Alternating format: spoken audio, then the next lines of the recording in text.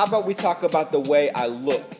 Everybody knows that's off the hook. I've got the war paint on, as you can see.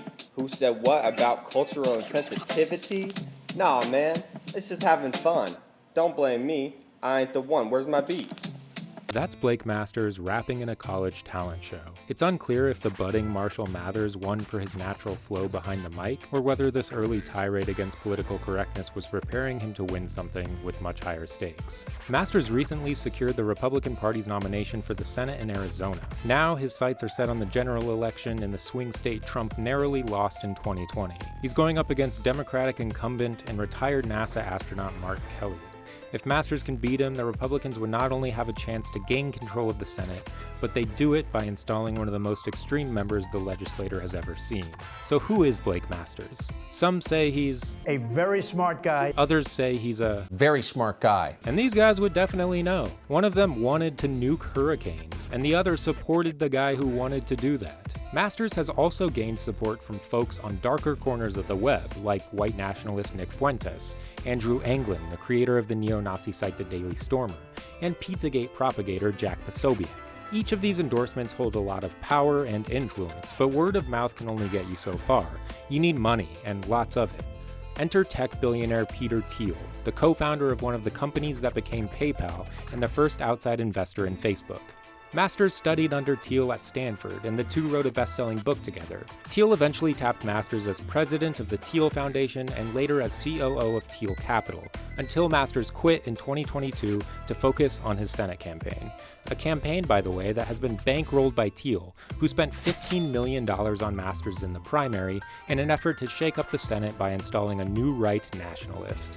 Though it's unclear why Thiel, who comes from the world of big tech, would want to contribute millions to a campaign that continuously warns against the dangers of the industry that created him. Masters was confronted about this in an interview with The Hill. Are you a tool of Peter Thiel to advance the interests of billionaires here in Washington, D.C.?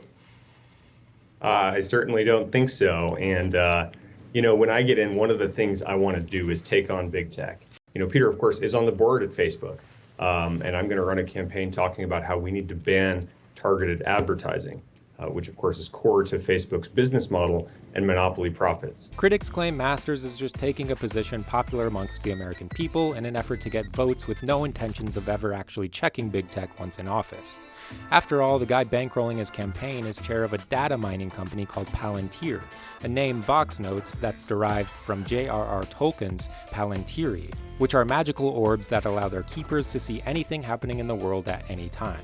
In The Lord of the Rings, the Palantiri, also known as the Seeing Stones, are mainly used by Sauron, the satanic character whose main goal in life is to subjugate all of Middle-earth, to probe the brains of those who don't understand the stones' power and communicate with other evildoers.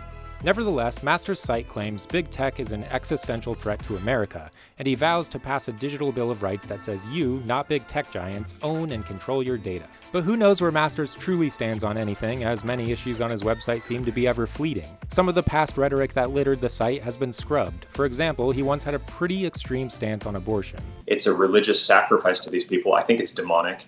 And I think we got to put a stop to it. But then, after polls showed a majority of the American public, aka precious voters, didn't approve of the Supreme Court's decision to overturn Roe v. Wade, Masters removed references of his past disdain for the demonic act. Kinda weird considering he's a huge proponent of free speech, but is constantly stifling his own words. Some past remarks Masters hasn't shied away from include when he called critical race theory anti-white racism, when he blamed gun violence in America on, and I quote, black people, frankly, and when he claimed the gender pay gap doesn't exist. Women are not paid less in America than men.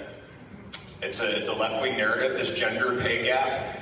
When you control for the occupations, when you control for people taking time out to, birth children, things are actually pretty equal. And men do the most dangerous jobs. Men are the ones who are the police officers. Not all of it, but 80% of it in this country. Men are the ones who are doing risky, fishing, crab fishing in Alaska. If Masters knew that in addition to the dudes from The Deadliest Catch, women are now allowed to vote too, perhaps he'd want to find a way to scrub that spiel from the World Wide Web. According to a Pew Research Center analysis, in 2020, women made only 84% of what men did, meaning they'd have to work 42 more days than men to make it equal. Back at Stanford, in the midst of his hip-hop career, Masters wrote tons of emails bashing democracy and supplying anyone who read them with a reading list that Mother Jones called a crash course in anti-democratic libertarianism.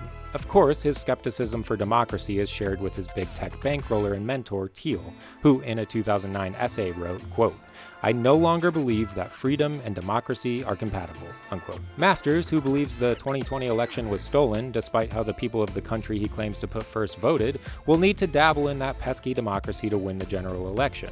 If it works in his favor, he'll be in a position to dramatically change the political landscape and make it so he wouldn't need to constantly scrub his website if the people looking at it had no power.